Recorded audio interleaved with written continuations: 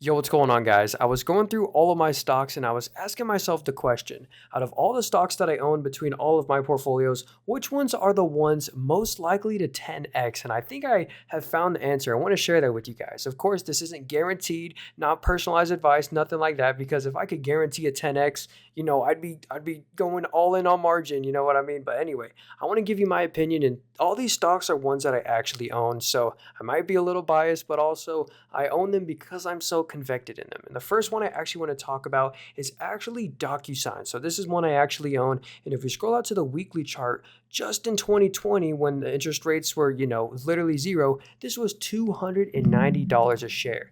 And I want to share with you guys a little bit of stats about what the market is pricing in for interest rates. So right now, there is literally a 99% chance that rates will be cut by November. This is the official Fed Watch tool. So there's literally a 1% chance that they will be where they are today. So 99% chance they will be cut. And with that being said, that's a huge tailwind for a lot of companies, especially a company like DocuSign. And I want to share with you guys all of my favorite reasons why I love DocuSign. So first off, they're trading at a crazy 7.91% free cash flow yield, which this is an inverse of the price to free cash flow ratio. But I want to really show you guys this. So in the trailing 12 months, they've actually made in free cash flow. So this is the number I like to look at. We'll also look at net income, but from a pure free cash flow point of view, they made $904 million. So I want you to remember this number, or $4.39 on a per share metric. But anyway, their free cash flow was $904 million. Now, what's the entire company worth? So the entire company has a market cap of $11.44 billion. So let's do some math. I want to see how expensive this company is, or how expensive are they trading. So we're going to do 11.44 divided by, they had 900 million of free cash flow, so that would be 0.9. So they're literally trading at 12.7 times their free cash flow, assuming they don't grow their free cash flow. So that's one thing I really love about this company. The valuation makes sense. If we look at the forward PE ratio, which looks at net income, we can see that it's a 17, which is cheaper than every other tech stock. If we look at it on a trailing 12 months basis, it is a 107 because they actually just went net income positive, and the price to earnings growth ratio is literally a 0.52, and they're expected to grow their EPS. I'll show you the projections very soon, but what I'm trying to say is I love the valuation. Oh yeah, and I forgot to mention that DocuSign is completely debt-free. So this company owes nobody any money, and a lot of people don't give them credit for that. That takes a lot of risk off the table, for a tech stock like this. So that means we can really look at those multiples we were looking at.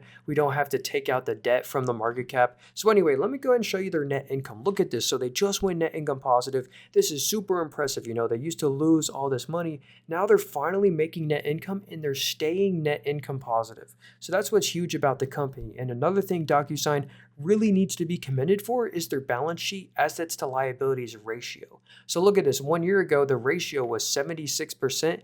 Now it's 61%. So you now own way over 10% more equity in the company. You basically 15% more equity in the company, which is just amazing. And why was that? How do you now own that much more equity in the company? And that's because, like I said, the company just paid off all of their debt. So if we look at their total debt, just a few quarters ago, they had over $700 million of debt.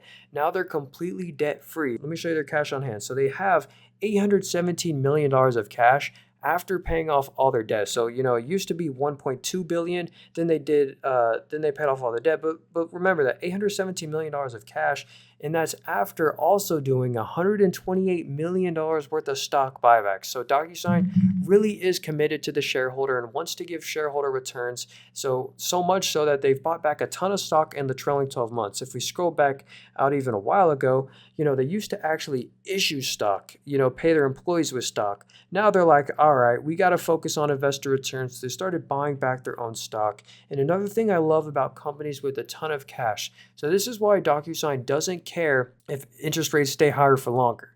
The market's not pricing in it higher for longer, but look at this. They have $817 million of cash that made them $13.96 million of pure interest, pure free cash flow.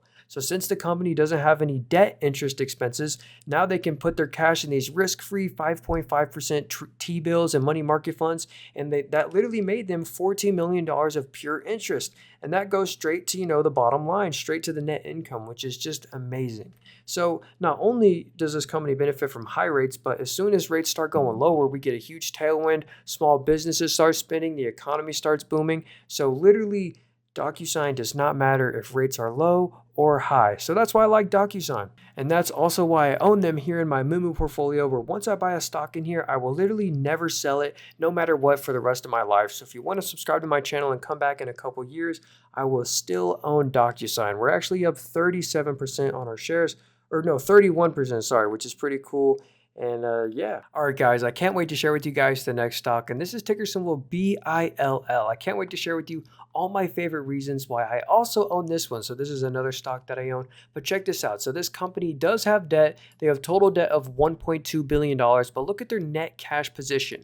They have $1.22 billion of cash. And on a per share metric, that's actually $11.50. So that subtracts out the total debt. So they have $11.50 of a cash position. And remember, the stock price right now is $53. So when we do these multiples in a little bit, we can take off some of the stock price because a lot of the company's market cap is literally just them chilling on their cash.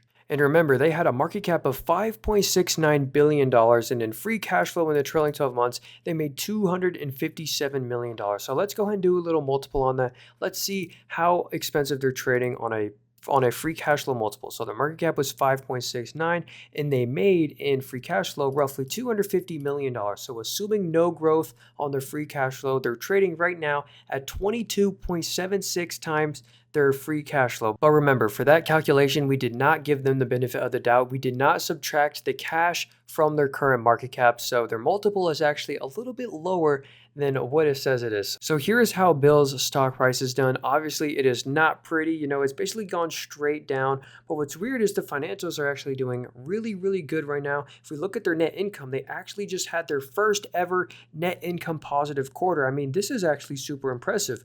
These next few quarters will be really important to pay attention to see if they can actually stay profitable. But check this out. This is another company where you now own more equity in the company. Look at this. 1 quarter ago, the assets to liabilities ratio was 59%. Now it's 55%. So let me actually go show you why that is. So of course, remember, this company does have debt, but look at this. Their debt actually just went down a bunch from the previous quarters. They actually just paid off a huge chunk of their debt. And look at this. They paid off a huge chunk of their debt and they still have $952 million of cash. So if you're a person who just goes and look at their cash position, you'd be like, dang, their cash is down 40%. What just happened? Well, it's actually because they just paid off all of that debt. And if we actually go to their stock buybacks, look at this. So they did issue $20 million of stock in the most recent quarter, but look at all of the quarters before that. They bought back $200 million. They bought back $60 million. So this is another company that is buying back their own stock, which I love to see. And this company, remember, they have nearly $1 billion of cash. And just like DocuSign, they're also making a lot of interest on their cash. Like, this is actually really impressive. Look at this. They made $25 million of pure interest. So even though they have debt interest, this offsets that. They still made $25 million in pure interest, pure free cash flow, which is amazing. And this is actually their free cash flow down here. Look at the green year-over-year growth numbers. I mean, this is why this company is so impressive. Like, it's well above what it was in 2020 and 2021. Like, they are very much so growing their free cash flow. And until this stops, this is what I don't understand. The stock price is at an all-time low, yet their free cash flow is at an all-time high, and their net income is as well because they just went net income positive. Obviously, there are still risks to all of these stocks. This isn't personalized advice. I can't guarantee anything. But this is another company that I think has huge upside potential because, just a couple years ago in 2021, this was $300 plus, and now it's $53. And I honestly think it's because of the high rate environment. And we're just about to leave the high rate environment. And even though the high rate environment is affecting them, it's not affecting them financially because remember, they have a lot of cash that's making them risk-free 5.5% yield. Hey guys, thanks for watching to the end of the video. Hope you guys did enjoy my analysis here. If you did, make sure to drop a like on that video. It really does help me out a lot. And if you leave a comment, leave a comment with a stock that you think will 10x. I'll make sure to check out all of them.